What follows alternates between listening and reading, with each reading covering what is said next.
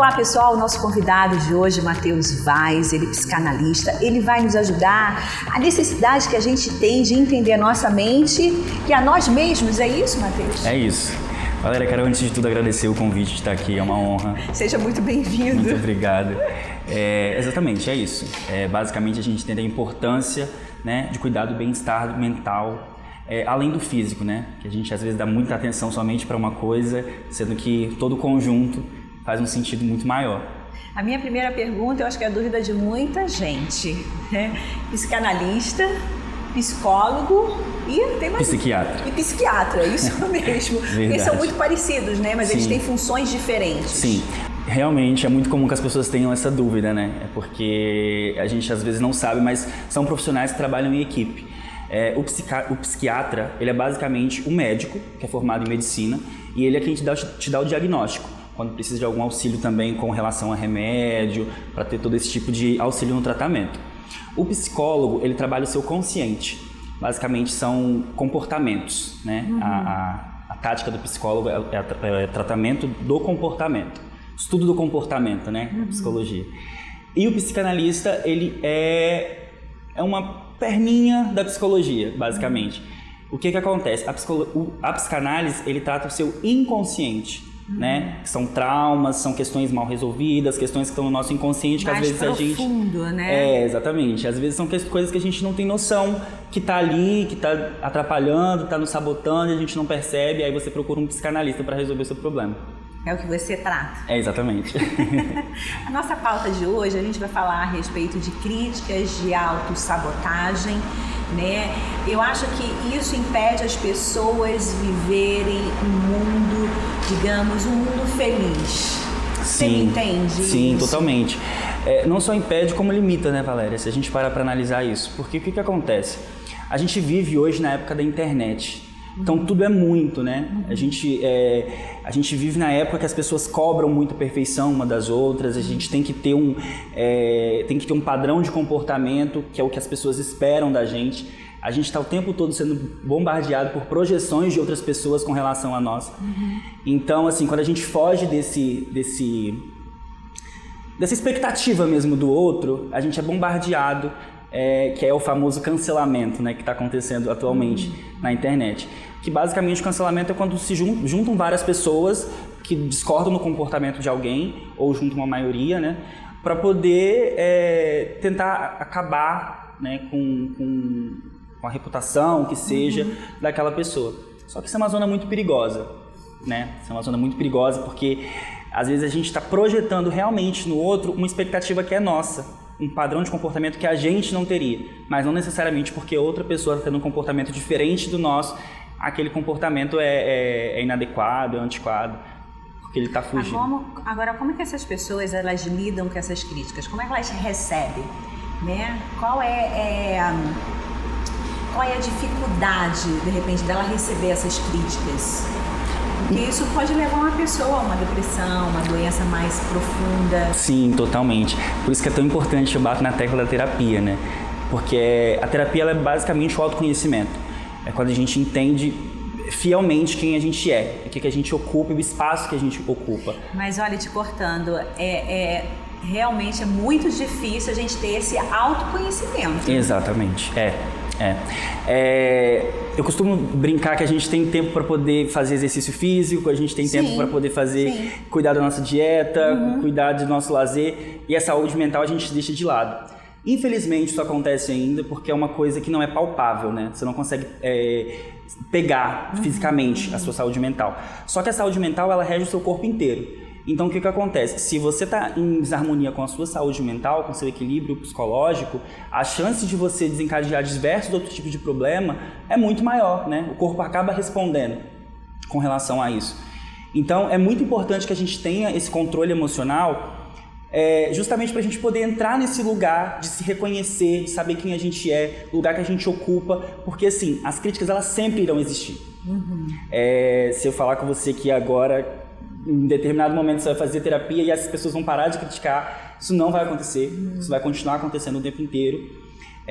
Só que o que a gente consegue mudar é como a gente vê isso, como a gente recebe isso. né? Como que isso chega pra gente? Qual o impacto que isso causa diretamente pra gente? Você falou uma coisa interessante, que a saúde mental, ela não é palpável. Né? Que as pessoas fazem todos os tipos de exercícios, mas elas não dão tanta importância para a saúde mental. Me fala um pouquinho da importância do seu acompanhamento, né? Justamente quando as pessoas precisam buscar esse equilíbrio. Então, justamente batendo nessa tecla do autoconhecimento, de se reconhecer, é justamente isso, assim, de a gente fazer essa ligação, esse link de que o que o outro pensa ao meu respeito, ele sempre vai pensar. Sim. Independente do que eu faça, independente do que eu fizer, independente de quem eu seja, né? O importante é como que eu vou estar recebendo isso, como isso vai estar me atingindo, né? Por que solo fértil é esse dentro de mim que está fazendo germinar justamente uma crítica, algo que alguém está falando. Porque assim, e às vezes também é muito perigoso, galera, a gente lembrar que às vezes a gente reproduz isso. A gente não só escuta, a gente acaba reproduzindo. Como que isso acontece? Que aí entra uma questão que é a autossabotagem, né? Como que isso acontece? Quando você começa a falar, eu sou assim, eu sou de tal forma, eu sempre fui assim. A gente não é assim, a gente é um estado presente. Então, a gente está assim. E é muito importante a gente adaptar essas questõezinhas na fala, porque isso faz toda a diferença para o nosso consciente e para o nosso inconsciente também. Eu não sou uma pessoa ruim, eu estou uma pessoa difícil. Isso seria exercícios? Isso é um exercício. Exatamente. Isso é um exercício. Por que isso é um exercício? Porque são práticas diárias que a gente vai fazendo, né? São mudanças de hábitos que a gente vai fazendo que a gente não percebe, que são coisas que influenciam diretamente. Então isso funciona? Funciona. Sabe por que funciona? Porque a gente escutando algo de uma outra pessoa, a gente grava. Quando a gente fala, quando a gente emana algo, a gente também está se escutando. Então, se você fala que você não consegue fazer alguma coisa, você está ouvindo que você não consegue. Não vai conseguir. Você não vai fazer. Eu sou linda, gente. Então... Eu acordei linda, eu acordo linda, eu sou linda. Hein? É isso. Isso funciona? Com certeza. É a questão da autoestima, né? A questão que você chega, você tem essa questão de se sentir pertencente àquilo. E essa questão do exercício que você mencionou, ela é muito importante porque... Às vezes pode parecer uma besteira, mas você pegar um caderno e você anotar, eu tenho essa e essa qualidade. Você pegar o seu bloco de notas no celular, todo mundo tem um bloco de notas no celular, anota, eu tenho esse e esse defeito que eu acredito que eu preciso melhorar, que eu preciso evoluir nesse ponto. Eu tenho essa e essa meta de quem eu quero ser, sabe? Isso é autoconhecimento, isso é se reconhecer. É você olhar naquilo ali, como eu falei, por mais bobo que possa parecer, ele é um exercício diário que funciona. Porque aí quando você vier pra mim com alguma crítica em relação a mim, você falar, por exemplo, você é egoísta. E aí eu vou ali ler e falo, peraí, eu sou uma pessoa que eu procuro me evoluir, eu procuro ajudar as pessoas, eu procuro estar presente na vida das pessoas, e tem alguém me dizendo que eu sou egoísta? Não sou. E aí você pega aquela culpa que você está sentindo, você libera. Aí já é um problema do outro, cada um lida com suas questões. A gente tem que pensar primeiramente no nosso bem-estar. Tanto físico, quanto mental, quanto emocional e todo o restante. Agora, tem pessoas que não absorvem isso, as críticas. Não absorvem. Geralmente essas pessoas fazem terapia. Pois é, eu não consigo absorver essas coisas. Eu lembro que desde a minha adolescência, eu tive um impasse muito grande com a minha mãe, né? Porque quando você é adolescente, você começa a namorar, e aí a sua mãe começa a te prender, né? E todas as coisas que ela falava comigo entravam por um ouvido e saía pelo outro. Eu não absorvia muito isso, né? E até hoje eu sou assim. Isso é muito importante e isso é muito bom. Por que isso é bom? Porque isso, além de tudo, assim como a autoestima, as pessoas que estão à volta percebem quem tem uma autoestima boa, elas também percebem insegurança. Né? Você pode ver que às vezes você olha para uma pessoa e você fala, essa pessoa ela é insegura, ela não passa um ar de confiança. Por quê? Porque isso emana, a maneira como você se vê perante ao mundo, isso reflete, né? Por quê? Porque você está tratando você dentro de você mesmo. O tempo todo você está com você mesma. Então assim, se você está com você o tempo inteiro, 24 horas por dia, não tem mais ninguém no mundo que saiba da sua vida a não ser você mesmo. Então tá, né, gente? Desculpa. Como é que a terapia? Como a terapia pode ajudar as pessoas que praticam autossabotagem? Nós já falamos um pouquinho de autossabotagem. Falamos um pouquinho dessa questão da autossabotagem e elas podem ajudar justamente para a gente entender também como a terapia ela já foi muito estereotipada, né?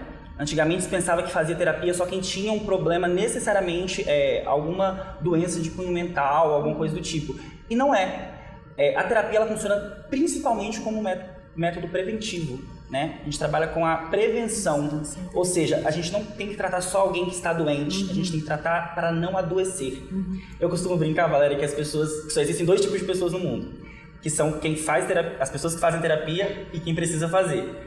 Eu falo que não tem ninguém livre disso, assim, se todo mundo pudesse e fizesse, notaria a diferença de como é estar bem consigo mesmo com relação a todo o restante que nos cerca.